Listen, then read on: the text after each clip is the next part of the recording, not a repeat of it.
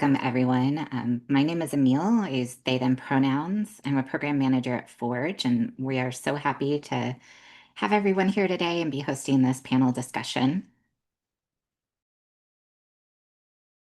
Again, thank you all for being here today, and thank you especially to our panelists.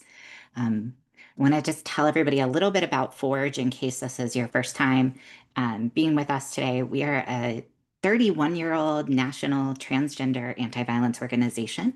So we provide support to trans survivors of violence, and we also do training and technical assistance to service providers so that there are more and more organizations and people equipped to support trans survivors of violence. We work all over the country and have a small but mighty team. I am program manager, have been here for a little over 2 years. We also have Michael and Caleb and Laurie here today. Caleb is going to be my primary tech support backup person. So feel free to use the chat if you need anything. And Caleb can help you out on the tech side. I'll also say that we're hoping to hear from our audience today through the chat. So you can put things in there. We'll bring those in as it makes sense in our conversation. If you want anything to be anonymous, like not have other people see your name, you can send it just to host and panelists. But we will keep your names out of the recording just to protect everybody's privacy. But talk to each other, talk to us throughout.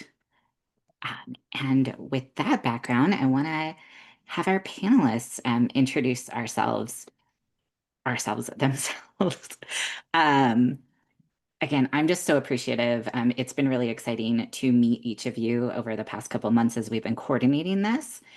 So can you tell us a little bit about yourselves, the basics, names, pronouns, if any, and something you love, as well as anything else that you want to share? Um, like I said, I'm not a panelist, I'm moderating, but Emil, they, them.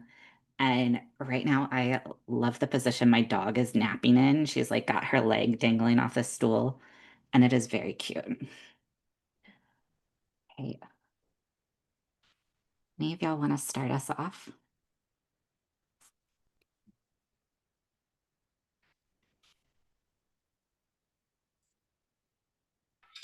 I guess I'll go. Um, I'm Lessa Nadra Astercourt. Lessa for short. I know it's a mouthful, but I like it. Um, my pronouns are they, it. Uh, mm, the best way I can describe my gender is lesbian, and I typically only enjoy being gendered otherwise when it's funny. Otherwise, don't bother. One of my one of the things I love is that I have this turtle. He sits on my desk all day, and I love him. A friend made him. His name's Sparkle Jr., and he was made by a friend of mine. And I keep him right next to me at all times.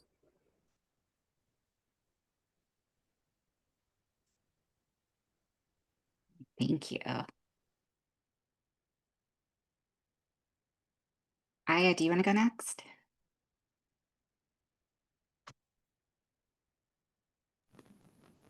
Okay, here we go.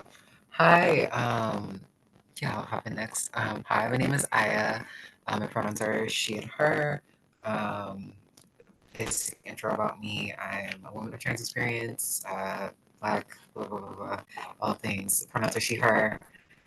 Um, and something I love, I enjoy creativity, and I have been on a big house music kick recently. I've been like going through the crates, basically, of music.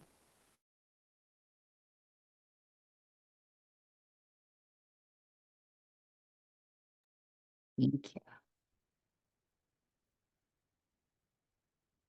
My turn? Yeah. Yeah. Okay. I was pausing to see if you were going to go. No, you're good. I appreciate it. Hi, y'all. My name's Hermes. My pronouns are they, them, and my background involves a number of things. I do work in disability rights. I've also previously done work in domestic and sexual violence advocacy, as well as queer advocacy. And I'm a kink educator that focuses in particularly on like supporting survivors, also dealing with like engaging particularly in like queer spaces and disabled spaces. And a thing I really enjoy right now, don't know if it's going to show up on screen. I've started doodling little ghosts all over things when I'm like need to keep my hands busy, and it fills me with delight. Thank you all. Those are all really delightful. Um, and I'm glad we started with those like moments of delight because I also just know we're in a super difficult time for pretty much everybody. Um, while there have been like some good things happening in the past years, there's also been extreme backlash and repression against basically all of our communities. And a lot of people are really scared about the future, which was, part of what made us really want to have this conversation. Um, Scared of the future and the present, right? Like this stuff isn't just about to happen. There's already bad things happening and have been. So I'd like to hear from everyone about the impacts of things like recent legislation or executive actions, recent culture changes, and how that's affecting your communities. Um, and Hermes, I know when we planned this, you had some things. Do you feel up for getting us started on that? Yeah, I'm happy to get us started. Yeah, I think so for reference for everybody, I'm based in Texas. And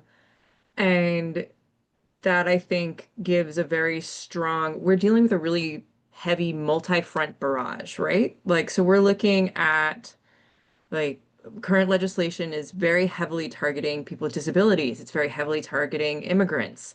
It's targeting trans people. We're seeing like it's completely gutting diversity, equity, and inclusion. So it's just going after communities of color. Like we're seeing a multi-front bulldozer.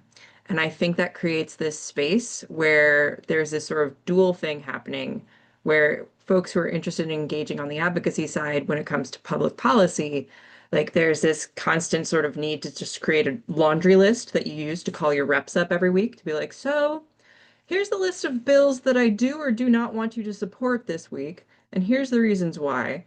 And but there's also this really important need for us to ground into community and to really support one another and build that mutual aid.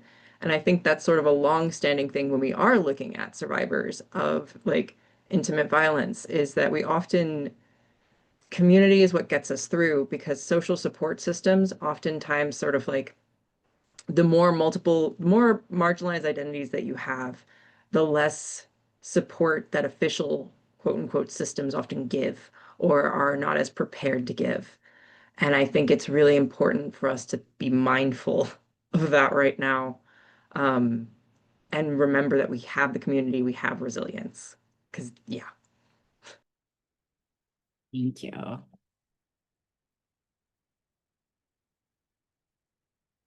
Lessa, do you want to go next? Yes, I can. I currently work with the SHIP of Indiana, which is Coalition Against Homelessness. It's mostly for homeless folks in Indianapolis.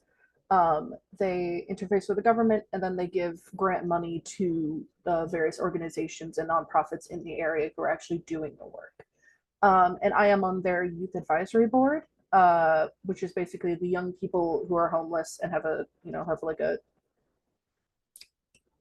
have, are, can't remember the word I'm trying to look for. I apologize deeply.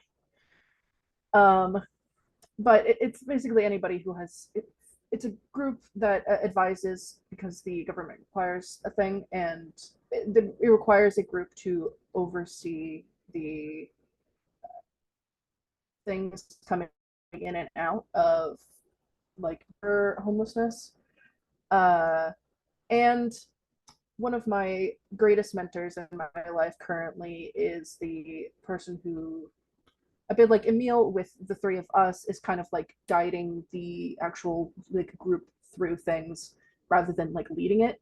And he when a certain somebody came into power and things started drastically changing, the amount of defeat I heard in his voice that was just so potent. And I have known this guy for like a year and a half.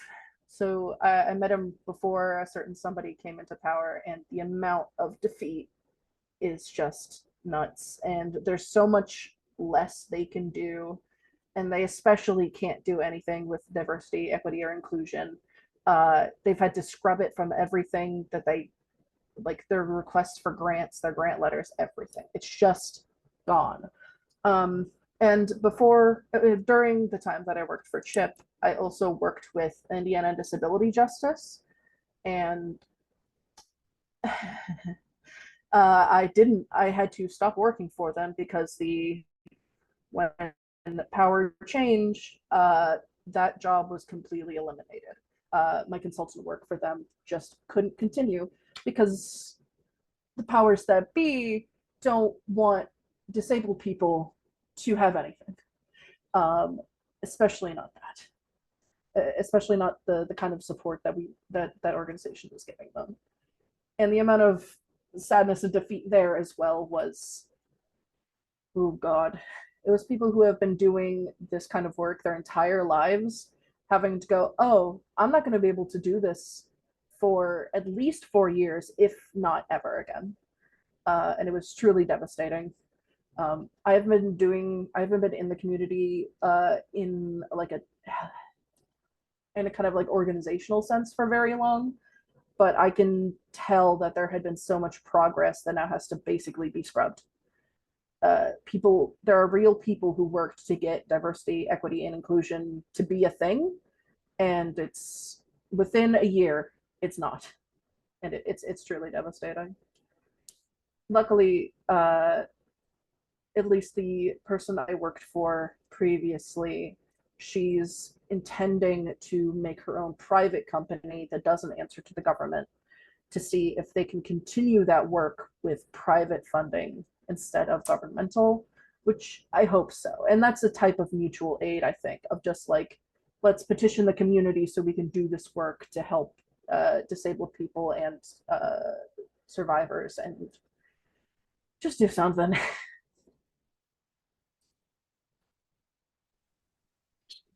Yeah, thank you so much for that, and really bringing in how these changes have impacted like survivors and folks supporting survivors who are often survivors ourselves.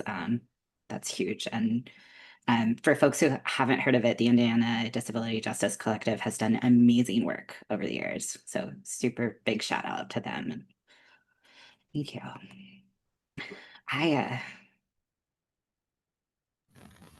Yeah, so for me, I live in California, Los Angeles, California, the way around. And a lot of what I've been seeing, I moved here recently, and a lot of my involvement before was like with sex survivor spaces and like disability justice spots online, like Fiery Collective. And since I've been here, I've been more involved with like LGBT orgs, like specifically LGBT orgs of color. And a lot of what I've been seeing, because a lot of how their organizations are structured is like services. A lot of the services around like HIV have been getting cut, and like funding has been disappearing. That alongside just the tension. One of the biggest things that I've been seeing while I've been like living here, especially in the past couple of months since like June with ICE and the National Guard and all that here. There's been a lot of just like fear, just even in like daily conversations.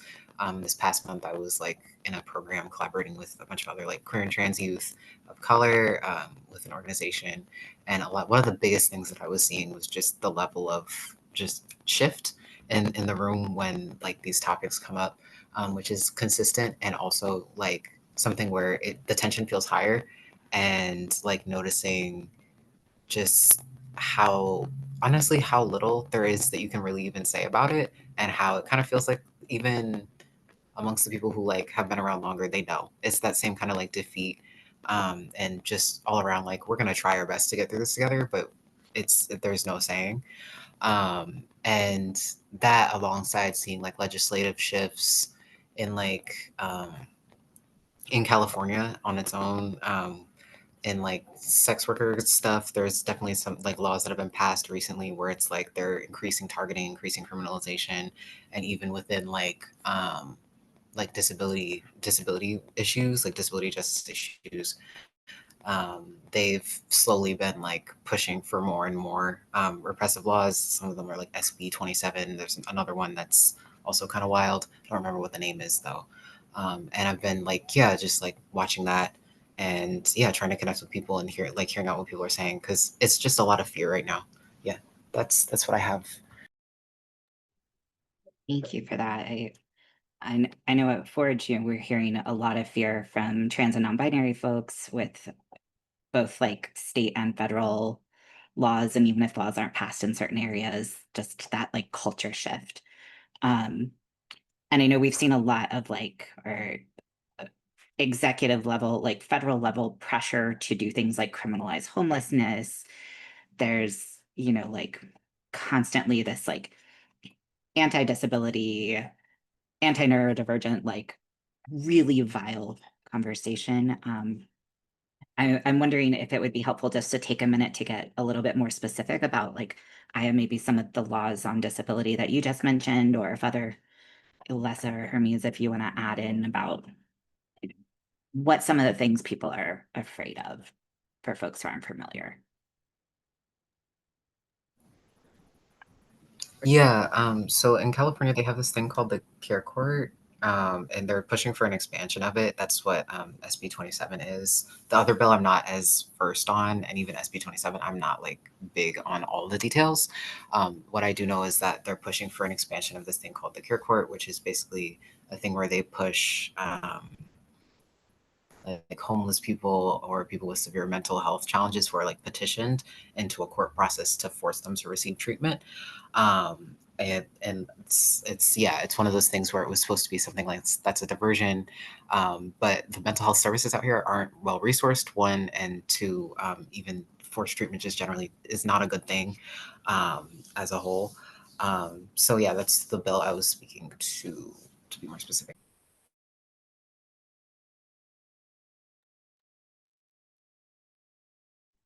Yeah, I think thank you for asking us to tease that out. I want to highlight because I bounce back and forth. My day-to-day work is often in federal policy. And I think a thing that's really important to name when we have a current administration that's really gearing up with executive orders. They're using that very heavily. Executive orders are not automatically enforceable, which in other words, that means like just because the just because 47 decides to write something and then sign his godforsaken autograph on it doesn't mean it goes into law tomorrow. However, it's the problem of the message that it sends and also how the knock-on effect that happens of how quickly other branches of the government are willing to comply with things that are not necessarily enforceable. So I want to frame that there because that when there's so much overwhelm happening, it can be very easy to have this fear that shows up, particularly, but we've seen things with like RFK in the HHS. RFK is the one who is really targeting autistic people, really targeting people with disabilities, with his various like initiatives of like the initial thing where he tried to create a registry. Now he's attacking vaccines. RFK does cave under pressure when folks are calling their legislators, when folks are like writing into the HHS, that is effective. It's something that works.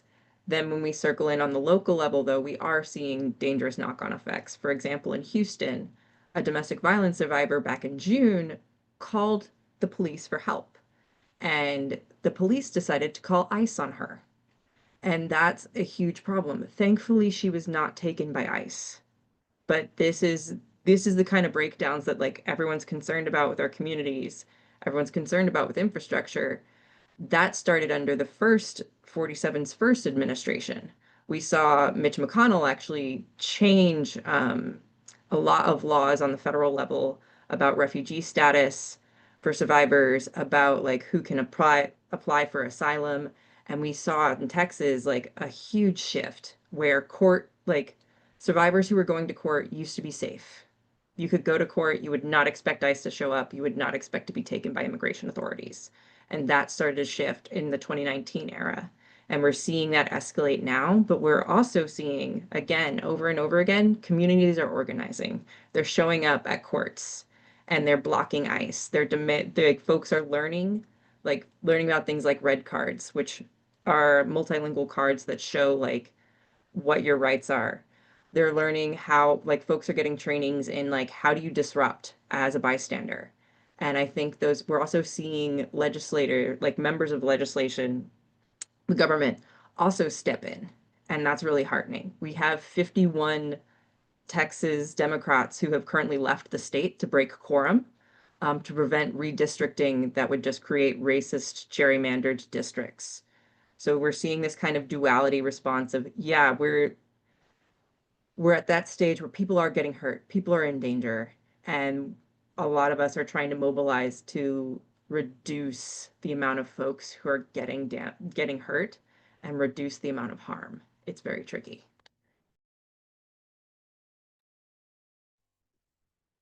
Those are some great examples that kind of lead us into the next topic. And of course, as we go forward on questions, feel free to backtrack to this if more details come up. And same for folks in the chat, share with us. And thank you to Hermes for kind of the phrasing of this question. But how can we keep as many of us, ourselves and our communities safe and alive for the future? What are the things that we're doing, individuals or collectively, like the red cards, like the Know Your Rights trainings, like bystander intervention, to keep our communities, especially our neurodivergent and trans communities, safe and alive?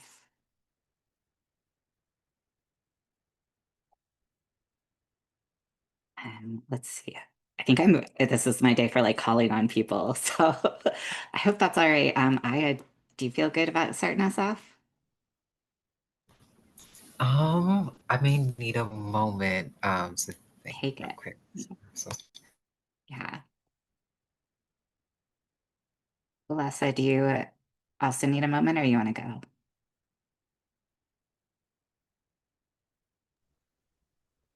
I have thoughts, but I need to formulate them so I don't forget words again.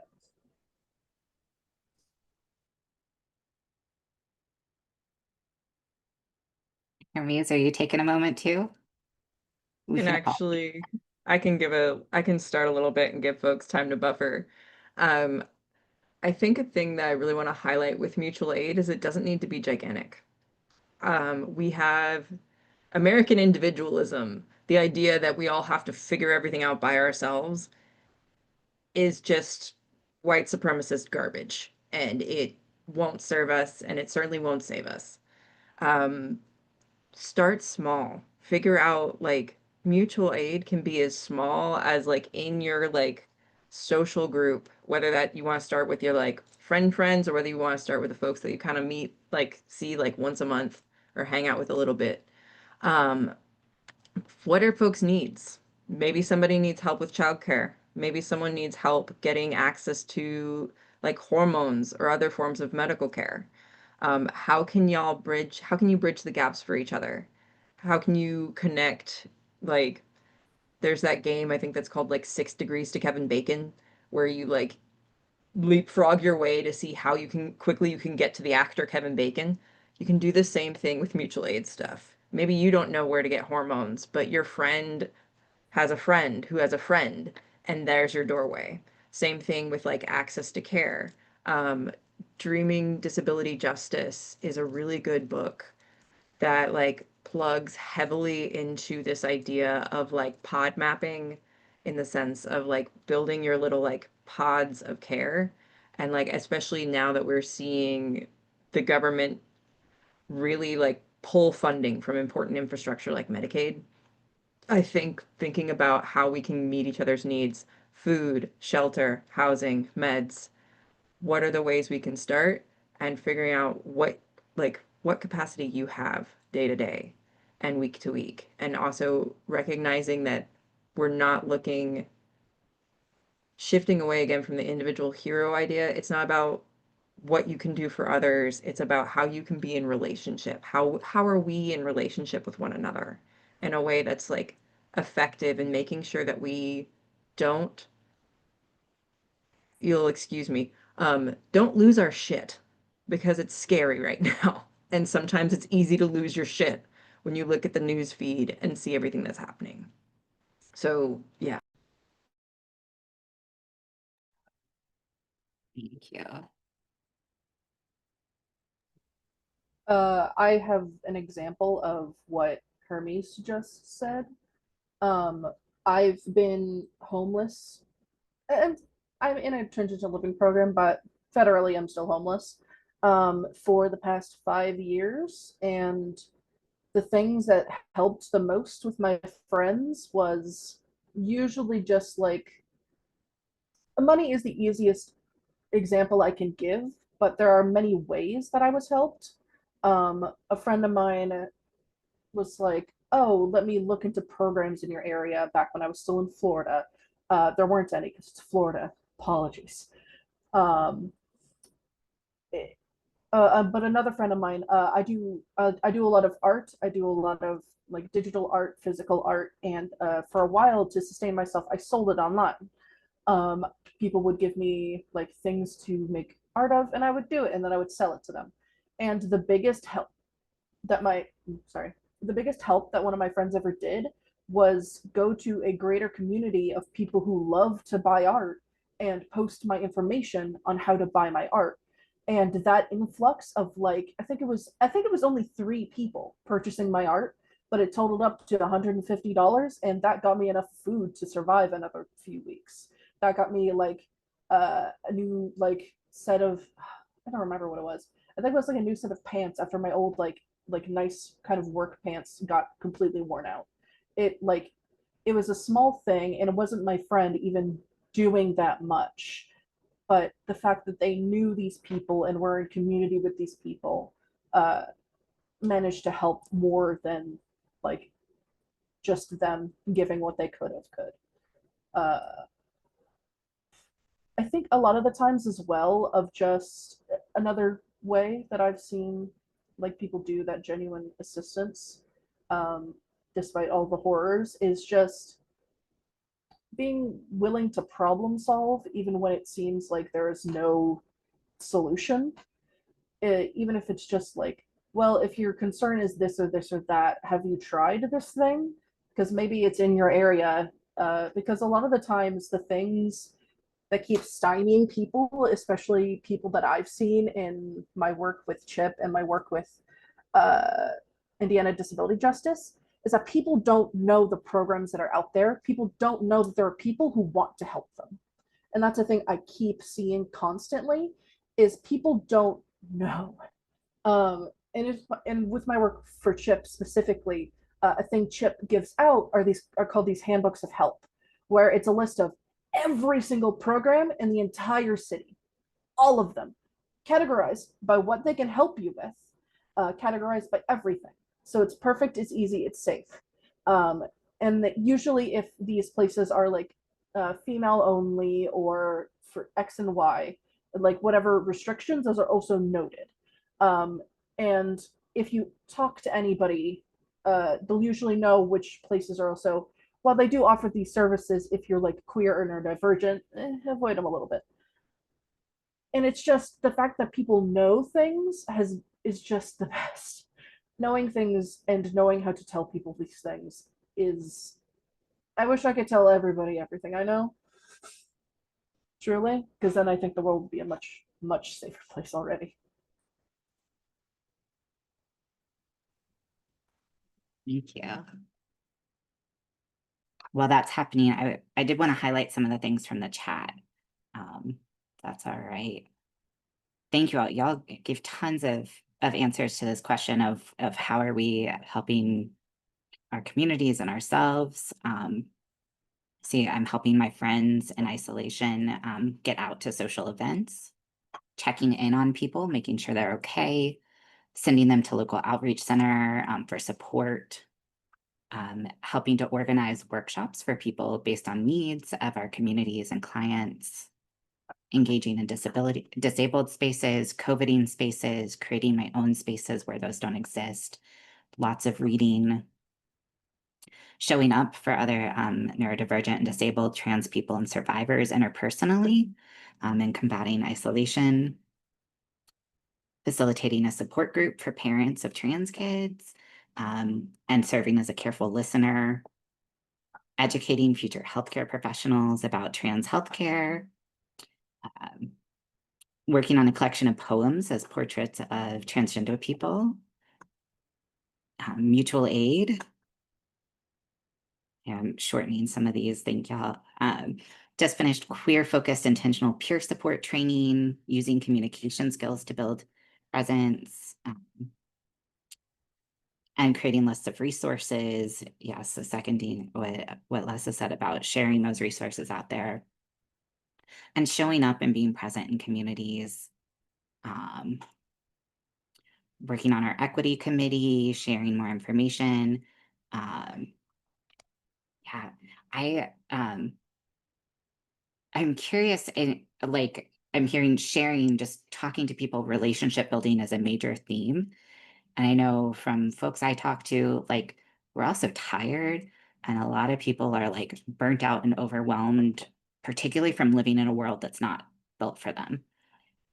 Do y'all have, this wasn't a planned question, so feel free to disregard it, but do you have tips or ideas for people on how to navigate that, like living in a world that's exhausting, being burnt out, um, and also um, building that connection?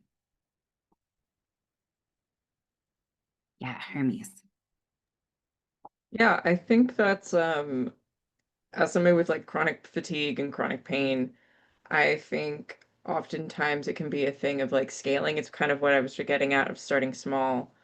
Um, I feel like folks want like I know a problem for me that I struggled with for a long time and I still sometimes do is the desire to like make a big impact and like thus means that I have to do several hours of stuff every week like in this consistent way. And that's not sustainable every time. So I think it's the thing of figuring out like for a couple times a month, I make meals for Food Not Bombs in my community.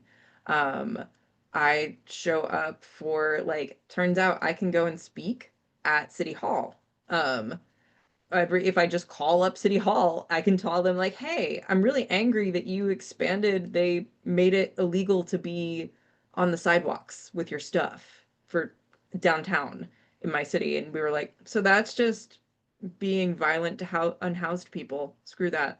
Um, I can go speak at City Hall, and I met people there. Um, checking in, like part of like that care work is also just checking in with your friends, even especially satellite friends, folks that you don't talk with as often, just be like, how you doing? Haven't heard from you in a minute. You got all the things you need? You drinking water? Um, letting yourself have that ebb and flow, I think is really important because also a thing that I like to say, like I like the phrase a lot, movement will not love you back. I think when we are activists and advocates, when we feel like that's part of ourselves, we can get stuck in this place where we give more to movement than we actually have capacity for. And that will not help us in the long run. So like kind of scaling that down. I'm seeing folks say things like body doubling. I think also, I saw someone ask about self-care, habit stacking. If you have pets, I've heard it's really handy to give your pet a treat every time you have to take a timed medication because they will remind you about it. Um, as somebody who doesn't have critters in my house, I habit stack. So like I have like a weekly shot I do. Every like that shot is also attached to now my laundry. It's attached to cleaning the deep clean of the kitchen each week. It's attached to like cleaning the bathroom and doing those things and thinking of sort of self-care as like this maintenance that I do both on my environment and my body. Also working with my brain. I have so many crap catcher bins in my house because having like neat storage is not a real thing in my existence. So in the spaces where you are struggling, especially now, when we have such limited capacity for everything and there's so many things happening all the time, stop trying to make if you are a fish, stop trying to climb a tree because everyone keeps telling you to climb the tree. Figure out how to be a really good fish. Love that. Thank you. Lessa, did you want to have things you wanted to add into this question too? Yes, I had ideas, but can you repeat the question real quick? Do I remember the question? Uh, it was originally like Oh, like wasn't it how to stay taking care sane? of our communities and ourselves was first, and then it was like when you're burnt out, how do you still do stuff and stay in a relationship? And that kind of went to like self-care and taking care of ourselves. So, Yes. eh, One of the greatest mood boosters for me was it was sometime last year, but there was a gathering for queer people at the Indianapolis Town Hall, and being there in community with so many queer people. There were just so many. The room that we were sequestered to could not physically contain all of us. There were genuinely too many, and that's including, like, even if we removed the tables, there would not be enough room. It was great. It was amazing seeing people there. And as loud and kind of like auditorily bad it was, and as like warm because there were so many people, and as packed as it was just seeing that many queer people or people who love queer people. It was amazing. During that uh, time in the town hall, I was sitting next to, I think, an 80-year-old man. I don't know if he was gay, never asked, but he was so enthusiastic to get a little flag and wave it around and be in community with these people he obviously respected and loved. And I believe he was from a singing group in the city, like a really like old one that's been here for a while. And just, man, that got me. I was like, oh, there's hope and love in the world again. Yay! There's an old man who wants me to live. It was incredible. I loved it so much. So if it's ever a moment of just like, oh fuck, why do I have to keep fighting the good fight? I would genuinely recommend, there's just figuring out who might know of events like that, or who might be the best to like organize one.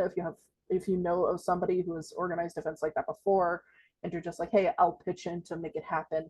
I'll also recommend just like going online. Facebook groups, as scary as they are, there is a good chance that you can find places, especially in your specific area, that might have like things you could go to. Like, because the thing that I was told, and I still believe when I went to that event at City Hall, was the more bodies we have in here, the less legislation can ignore that we exist.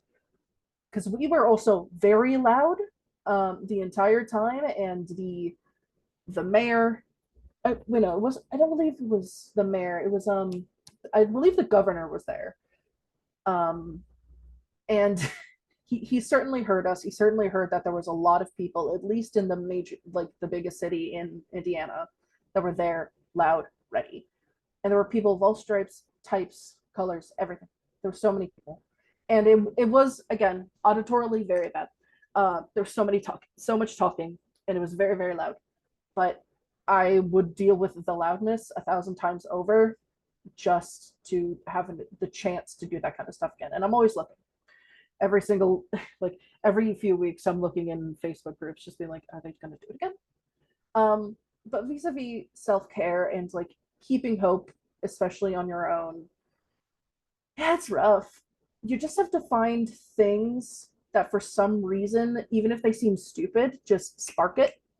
Um, because back when I was initially homeless, the thing that made me want to keep going, regardless of the thing of everything being bad, was I looked at my little kitty cat and I went, man, if I don't get it, if I don't like fight to get a place in this world, my cat isn't gonna have anywhere to live.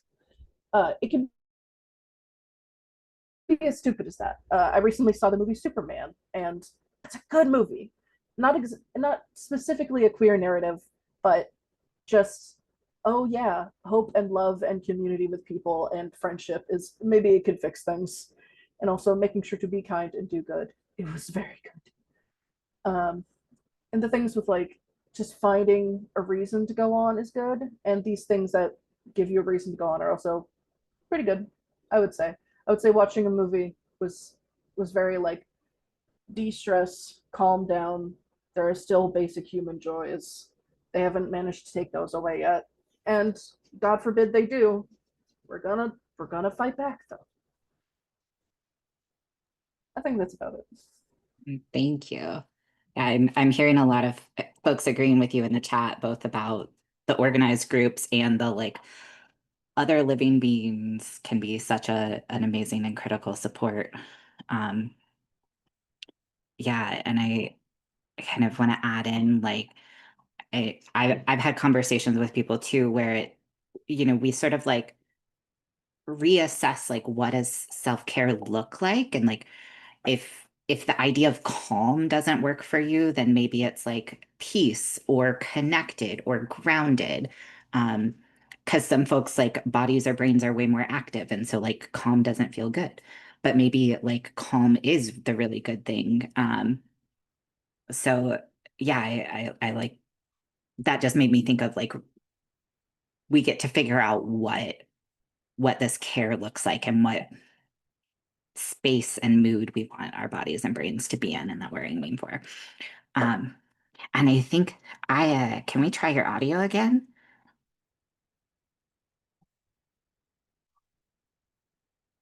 Okay. All right. So I'm trying to remember where we were at with all the technical difficulties. So sorry. Hospital Wi-Fi and it's crazy. But yeah. What was the question? If someone could remind me, please. So sorry. We were kind of wandering through like taking care of ourselves and our communities, what self-care and relationship building look like. Um, and I would offer, like, I know in our prep, you were excited about the question of like other strategies for healing. So maybe we could Yeah. shift towards that, but add anything you want about self-care. But what are some Yeah. strategies for Yeah. healing? Yeah. I think all of those kind of go together in my head. Because I feel like Um, for me, one of the big things that's been like a lifeline has been things that either just entirely reject the systems that we have and are just like just don't participate with that, or like show how to like navigate them in a way where you're not gonna like get hurt by them as much. And yeah, I think a biggest part of like taking care of myself and even like being with like other trans people, especially when they're neurodivergent. This has been a thing for me for a long time. Especially like I've been out for a while now. It's been like 10 years or so. So I'm like I've been talking to people and I've seen a lot of different instances where I'm like realizing over time like a lot of the like self-care and even like supporting other people is being willing to say, yo, this thing that you're experiencing right now is like for like I'm somebody who swears a lot, but I'm not going to. This is the thing that you're experiencing is really effed up, and it's effed up for a reason. And I need you to know this so you like don't lose your marbles. And then also being able to say, okay, now that I've told you that this thing is effed up, okay, what are we gonna do to make sure that this thing that's effed up doesn't F you up? And being able to like talk with people through that. And even talk myself through that because that's been a thing for me as well, like navigating the healthcare system. And like self-care can really be that, and then also just like the sometimes for me, I feel like the no nonsense ethos and just being like, I just want to get through. Like sometimes it's not even like, oh, I want to be hopeful or oh, I want to make myself feel better. Sometimes it's I'm gonna do like whatever I need to do to get through the day. I don't care because I just want to see the sunrise. Like it can really be a stupid thing.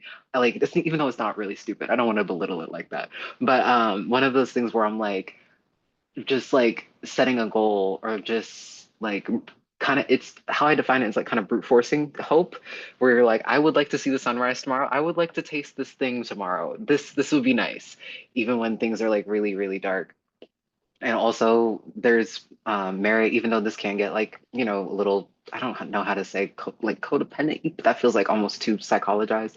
But like there's a lot of times where it's like it is worth it if you have people like where you know like you have homies who are like struggling too and you're like I'm gonna stay here and make sure that that at least gets done. Like having business that you want to finish before anything happens or before yeah, so you have a reason to keep going. Even just and I also love the just pick a reason, no matter what the reason is. And then looking to like things that you know work and like using your creativity to be like, I want to do something else and being able to scheme with those people too, I guess. Yeah, that's what I'd say. Just being willing to scheme and figure out what you need to do. Yeah, I'm so glad we got your audio back. That was all phenomenal. I yeah, I really just like want to keep highlighting that like these things are fucked up and how do we not let them fuck us up, but they're fucked up. The way you said that really, yeah, was powerful. Um, Ramiz or Lessa, do you wanna what else do you want to add on this? Like, so, you know, we kind of brought this space together, uh, talking about this intersection of trans and survivor, and autism. What, what does healing look like? What does support for survivors in our communities look like? So I want to, this is something that I think is very personal from my angle, is like over the last like 3-ish years, um, like I'm a survivor in multiple senses and had a pattern. Obviously, for me, survivorship started in childhood. And that meant that even though I was in therapy, even though I had supportive friends, I was still in a pattern where I was entering into dynamics that were not serving me from a range of scales of just dysfunctional to dangerous. And the last few years, I made a really strong commitment to myself of building what I call a solo partnership. My relationship with myself, especially again, I mentioned I'm a kink educator and like sex educator, and I'm non-monogamous. So those are my frameworks, but I am my primary partner. I am the only person I can guarantee that I will be here for the rest of my life. And I was not treating my relationship with myself as a partnership. So I actually pivoted really strongly and started to date myself. The things that I was doing in dating relationships, I started to do with myself, but I also stopped, like, I was trying to hold on really hard to what in fancy terms is ammonormativity, the idea that like romantic relationships are super important. And that was also a rough ride because I'm aromantic. So I'm like on manual shift for everything because I don't understand how other folks are like intuiting their way through this. And so I just decided to give up on it because there's so much stuff, like so much stuff that's been happening over the last few years, both in a large sense and a personal sense. Refocused and was like, why am I trying to adapt to systems that I don't give a shit about and don't serve me? So now the way I approach my relationships is my like I allowed myself freedom in my friendships because I have very close, long-standing friendships. And so now, like, if I want to go on a vacation with somebody, I just invite them. Like, I'm like, hey, you want to go on a camping trip?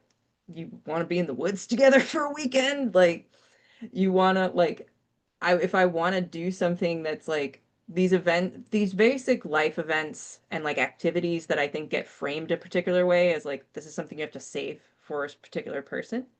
Um, I've abandoned that. I think it's garbage. I don't think it serves us. And it certainly didn't serve me. Let me put it that way. Let me speak from the I. And I think that has been a huge level of healing for myself. And that also coincided with making changes for myself around transition because I have been out as a non-binary person for almost 15 years, but didn't go on hormones until the last few years. And I realized making that choice, which I think is something very relevant right now, a lot of the reasons why I think both the overlap between like trans people being attacked, people with disabilities being attacked, and like also reproductive freedoms being attacked, I think are all about bodily autonomy. In other words, like how dare we all want to have choices, the right to choose what we do with our lives and our bodies? How dare we want agency? But like the second the owning that, and I think survivorship often has a lot to do with that too, is the healing process of being like, actually, my body belongs to me. My life belongs to me.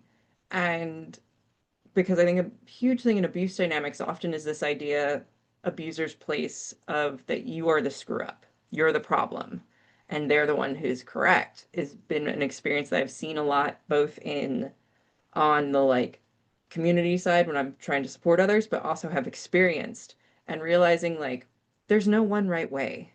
Like the only right way I have is do no harm and take no shit. Like I want my communities to be safe, and I want that from like both a local standpoint, a national standpoint, and a global one. I don't want my government to be doing things that impact people in these negative ways. I'm tired of seeing all of that and being able to free myself from various ways I was beating the crap out of myself emotionally has freed up a lot of energy for me to be able to like reconnect and actually have more capacity in movement space. I know that was a long one, but there we go. It's beautiful. Thank you.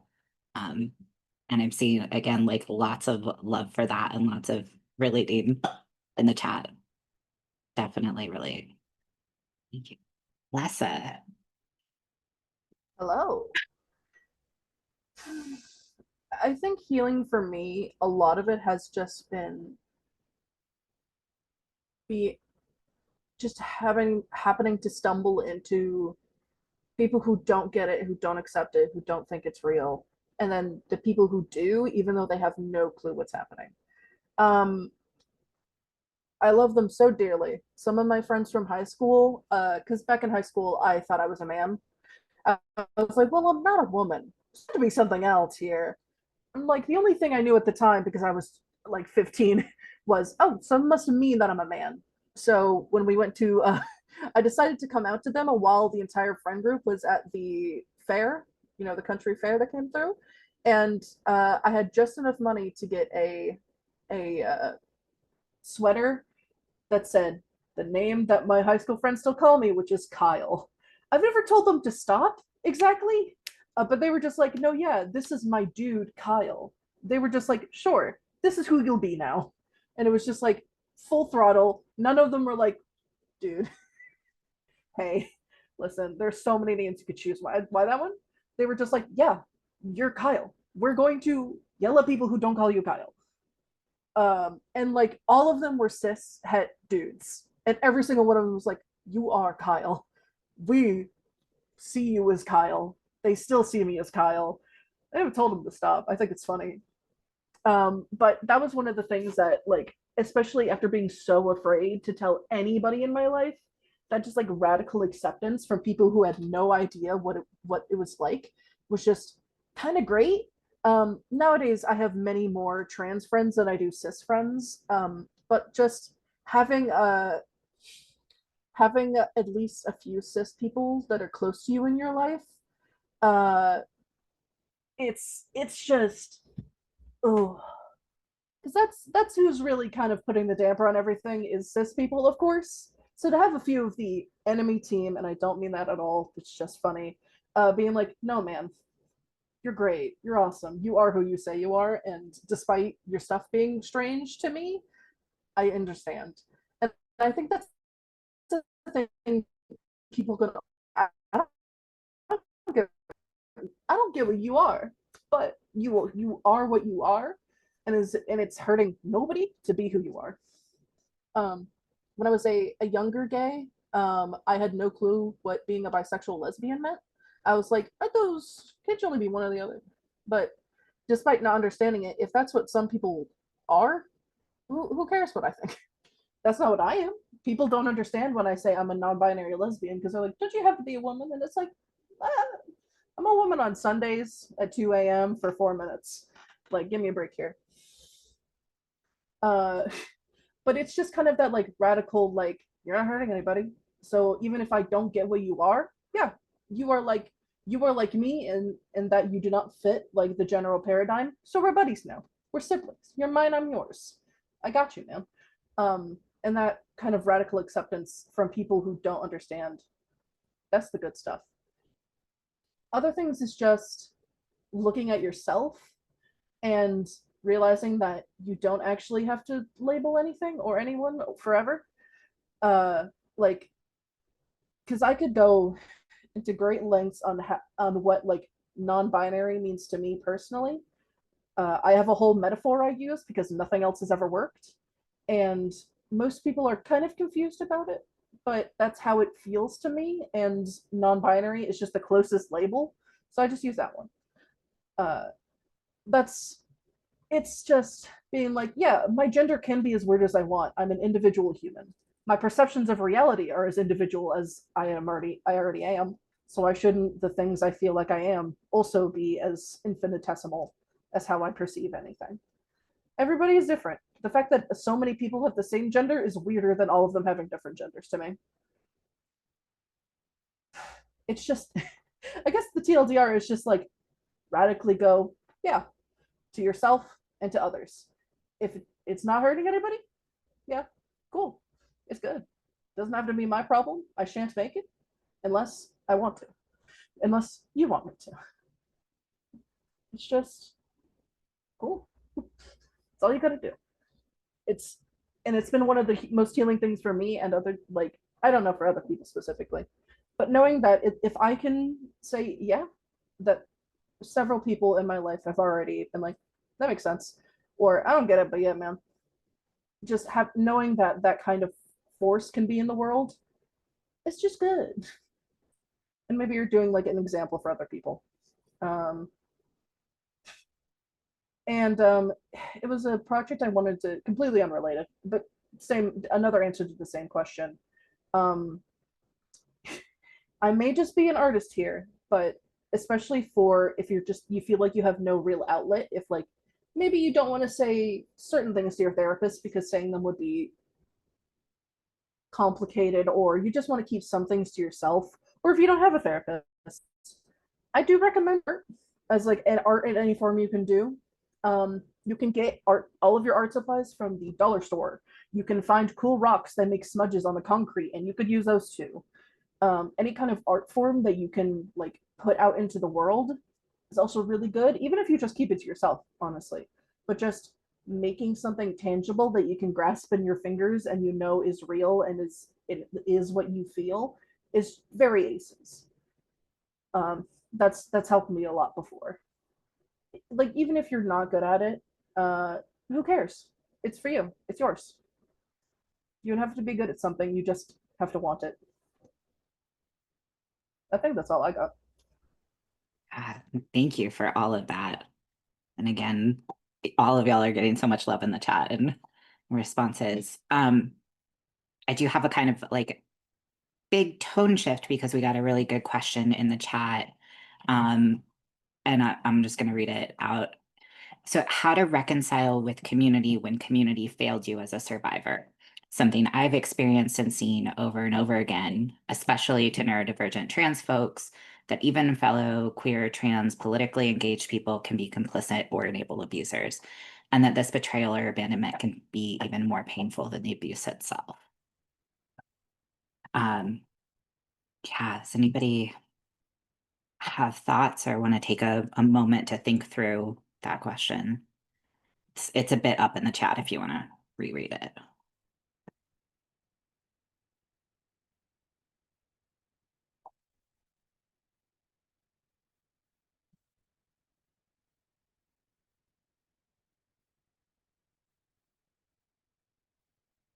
I do have thoughts. I just keep going first. So that's why I'm sitting here like this.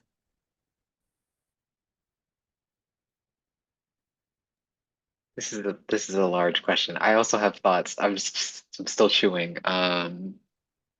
Yeah, yeah. So I'll I can give folks time to chew.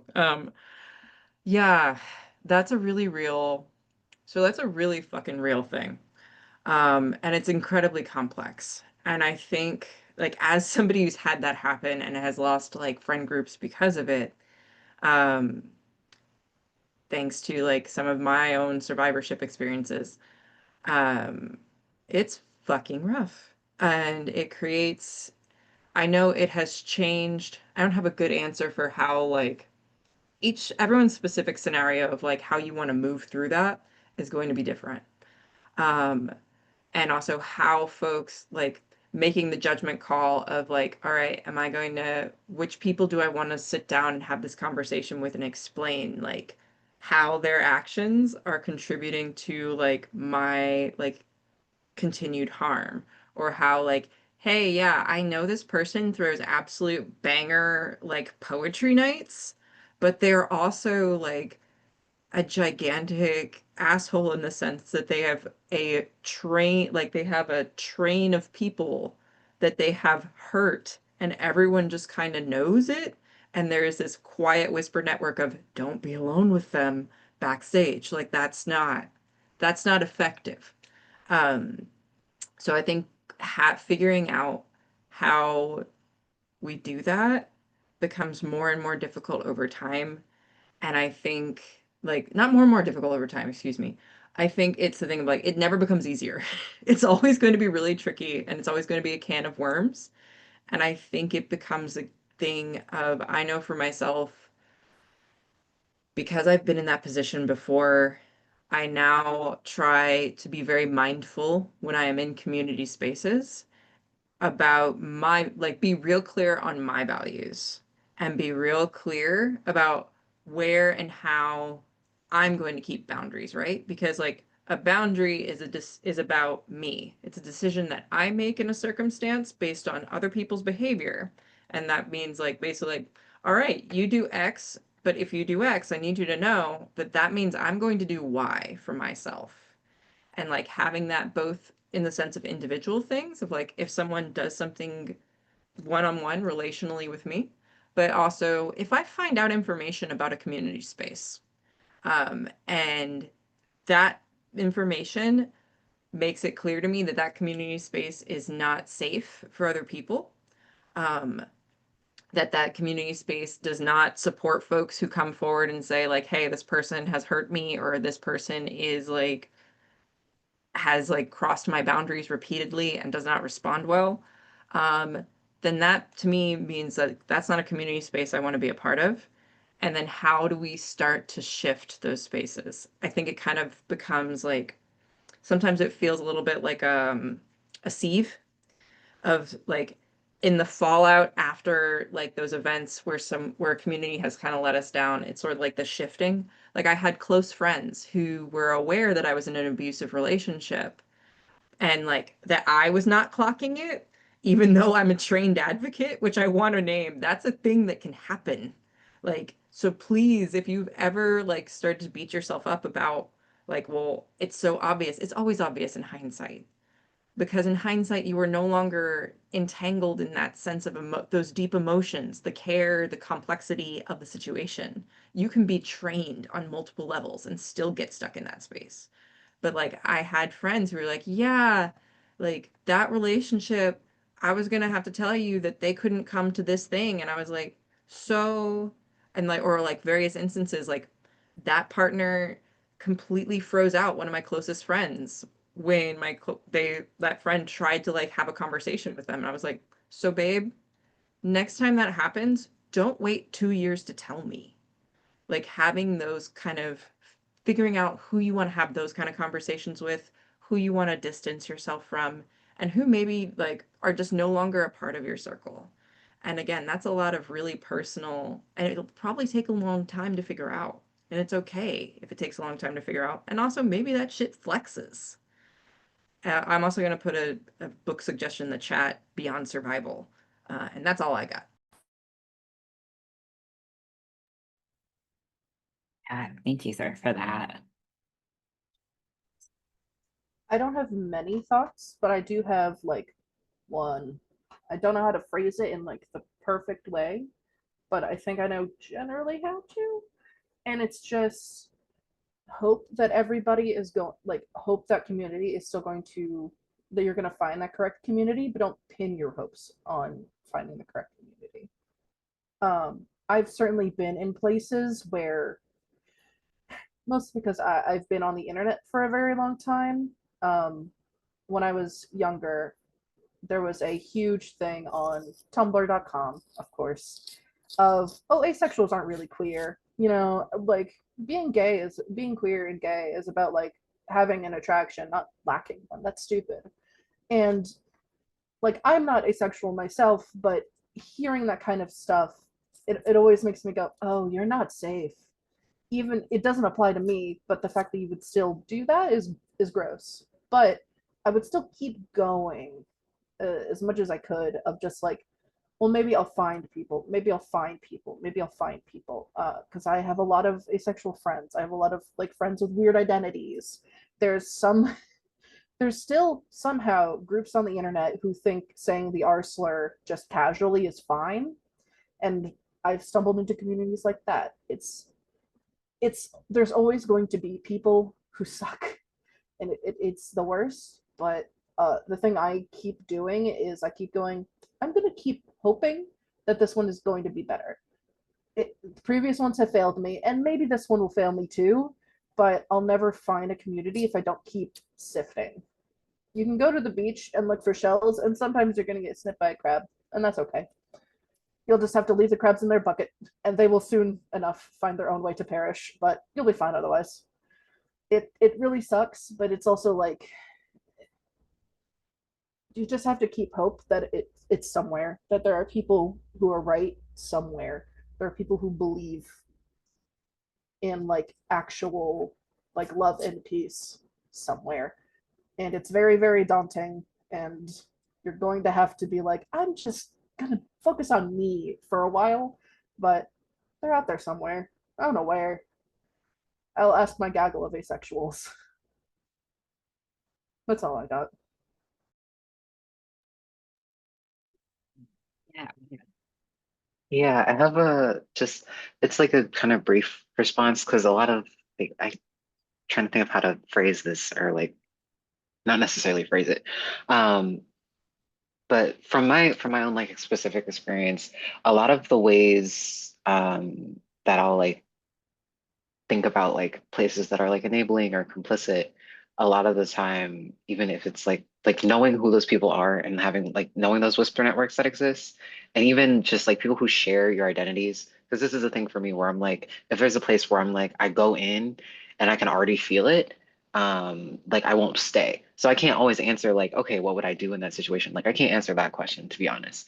I don't know because a lot of the time I will genuinely just avoid those places, especially in community, like having friends in like a community space or whatever, and having that happen. That's not a situation I've gotten myself into. The main situations that I've seen are like where it's like people around you, like mainly like family situations or like people who are close to you who are like just kind of enabling or complicit in something you're experiencing. So like most of the time when I see places and people from experiences that I had, I'm like, I'll look, and if there's already like a vibe or there's something off, I'll avoid the situation in the first place.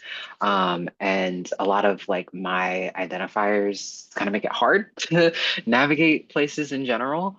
So yeah, also like on the social struggles, this is kind of a similar thing. Being able to like sense those power dynamics is something that I feel like I have a lot of experience with, kind of just like being on the edge of a lot of like social experiences as like an autistic trans person, and also being Black trans and having had some wild experiences with like psych systems and stuff. Being able to notice those power dynamics, even if you like when you come into somewhere and knowing like, okay, here is someone who you can tell. You can kind of smell that like this person has this gaggle of people around them and you can kind of see the fear in their eyes. Like that kind of deal where it's like, um, noticing really quickly, like being able to see there's like drama here, there's like this underlying tension, kind of using that like I don't know how to describe this outside of like grew up with a lot of trauma, now you have a lot of hypervigilance all the time. Use that to your advantage. Notice it because most of the time when your gut is sensing it, it's accurate because it's the same dynamics. It just really is. Even those like things that you'll see in like family systems or like like relation, those reappear in community spaces and with friendships and organizations and work and all of that. They'll be everywhere. So being able to like look and be like, oh, there is a weird smell of a messy power dynamic here. I'm going to move with the utmost caution and not reveal parts of myself that will get me screwed over, and be very careful. That's one thing. And also something for me is this is just kind of how I move through the world. When I enter a place, I'm always in the back of my mind is where's the door? I don't care where it is. I don't care if I have to move across the city, like across the state. I don't care. But that's more of a me thing. But you know, to each their own on that one because I'm very much a type of girl who will just yeah, exactly. Keep hope, but keep safe. Because depending on where you sit in that hierarchy, there may not be anyone in your corner at all. It may just be you, and you may have to go. So, yeah, that's my take. Thank you all. Um, and one of the many threads I heard in what you each said was like a lot about knowing both ourselves and also like kind of getting to understand the dynamics of abuse or racism and ableism and all of these things so that we really can be like, oh yeah, that's this other person or this system that is being harmful, and like recognize that and not be so harsh on ourselves in there. And I know we're getting close to the end, but Lessa, yeah, go. You just reminded me by saying that and clarifying something. I'm going to lick, Jesus, my brain doesn't work correctly. Maybe it's the tism. Uh, I'm going to link a uh, playlist off of YouTube called the Alt-Right Playbook. It's by Innuendo Studios, and it is watching these videos has been so enlightening on how the conservative brain works. And if you're going to combat them online or in face to face or anywhere, knowing how their brains work in that very warped way that they do because of their their weird echo chamber really helps if you're trying to get change done. Just no, just knowing what they do is and how they do it is much better. But that's all I had to say. You remind me of something. Yeah. And I'll shout out a couple other resources. The Autism Self-Advocacy Network has a bunch of stuff online. Forge has over the years created a number of documents like, guides to therapy or like what to expect, as a survivor going to services that can be helpful to just like help think through and plan if you want to talk to service providers or professionals, and kind of understanding some of the dynamics of stuff that we've talked about. I feel like I had some other resources that I have blinked on. But as we're starting to wrap up, I'm we got a couple more questions in the chat. One about ways to mitigate social struggles or like yeah, having time and energy to build in community. And another one from earlier was about how can we recognize our own strengths and kind of figure out like what we're good at. So I'm going to leave it to the panelists. If you have things you want to add in about just more around those questions or anything else that you would like to share as we close. Super broad. Is it okay? I can hop in. Yeah. Okay. Yeah, so on the first one about like getting to know yourself and your strengths, one of the first things that popped into my head was like, okay, so it's like a neurodivergence thing, like an autism thing, whatever neurodivergences you have, knowing like what it feels like to not be good at something or to struggle at something, and then knowing where you're just like, Oh, this is just a thing that is just a full no. This is also something I think somebody said this in here. Kink is great for this. Knowing what your full body no's are, knowing like what your like very like full body yeses are, and knowing where like your limits are, and knowing that your limits are like different than like a boundary, and being like, okay, I just like can't do this thing. This is just not a thing for me. And then being like, this is something that like I could do, but don't really want to do, and it's just kind of like weird. It doesn't feel great. This is like no, but if you did this, like having that like dimensions to the things that you like do and live your life doing wording. But yeah, having that like frame of knowing like, okay, this is where I feel like even if it's not like comfortable, knowing like this is like what I've always done. This is what I have the most practice at. This is what like feels really good, but I'm like not good at. Is one of those things where like for me that's helped a lot with figuring out like, oh, I'm strong at this. These are my strengths. These are the things I want to improve at. And these are the things I'm just like, if I do this, I'm like either a liability or I'm gonna screw myself over. And then the other part around social struggles, it's similar answer. Similar answer where knowing like what those are for you, like what are the activities you'd want to do, who are the people you'd want to like reach out to, what do they do, what do they like, knowing like, and also having like that rapport of being able to communicate like this thing is fun for me, but and like being able to like get that feedback after like doing something and being able to say, oh, just like honestly a big thing for me, especially with neurodivergence, is like dealing with people who won't just straight up tell you is a pain. And just in those early phases with like sussing somebody out and like vetting them and like seeing, do I like this person, do I not like this person, which is also a thing that sometimes is a learning curve, because sometimes I know I used to do this where I just be like, I like you, and then I just be like all in and it was a lot. But being able to like take that time to vet somebody and be like, okay, I'm figuring out how this is going to work, I'm figuring out how we should communicate with each other, figuring out where our gaps are, and then being able to apply like, here are my strengths, here are this other person's strengths that they may know and may not totally know, and we'll meet in the middle here and do our things together. Yeah, and also last words, because I've been talking a lot, is big ups to having shared hobbies.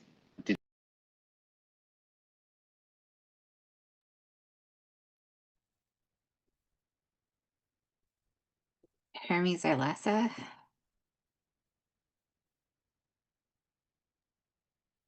I know we got literally 4 minutes on the clock.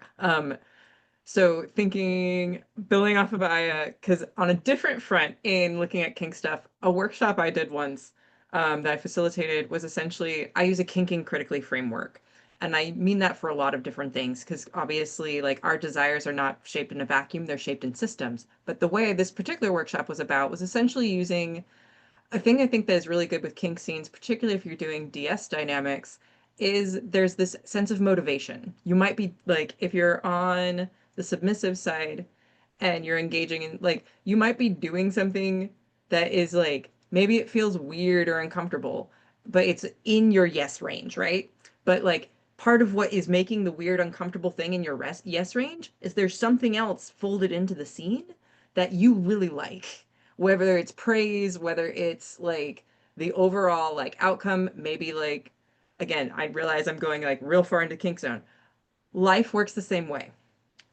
Like I have copied that over into the other aspects of life, because we treat sex and sexuality and kink all as this thing that goes in a container over here, like we're a separate person. Same things, same things.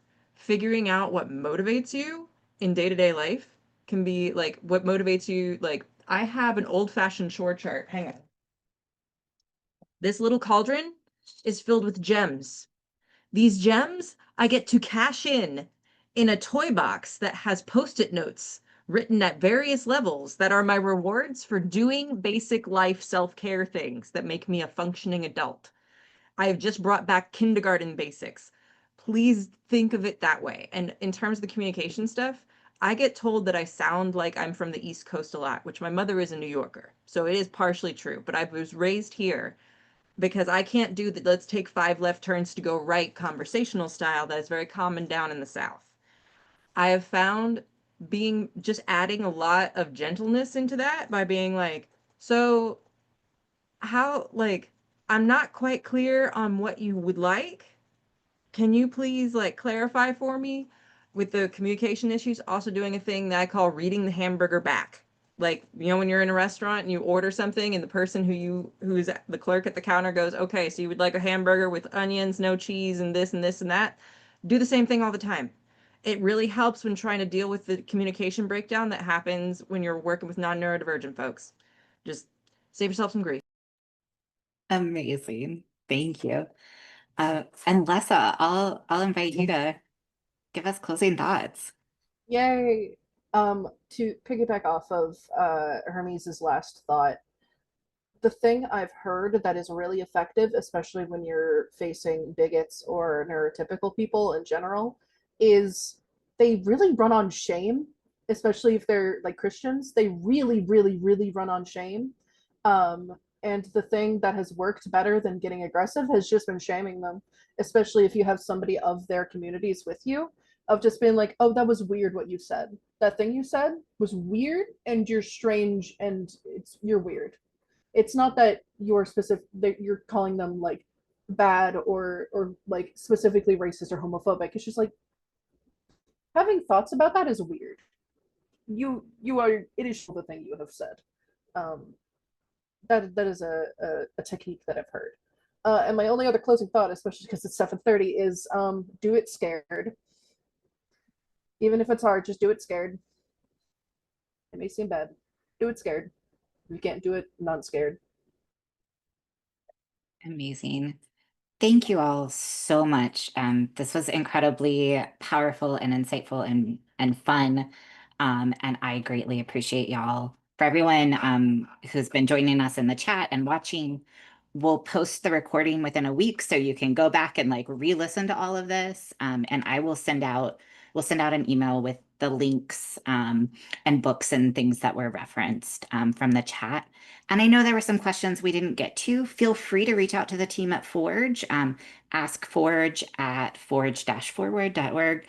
And we'll try and follow up on your questions. We can help folks try and find resources and things like that if we didn't get to do that tonight. And there is an evaluation. Please fill that out so that we can keep doing what we do and make sure that we are offering things that are helpful and important to y'all. And thank you everyone who shared today in the chat and on the panel again. This was really wonderful. So good night, good evening to everyone who is here in the audience, and panelists, if we can just hang out for a couple minutes just to before you go. Bye everyone else. Thank you.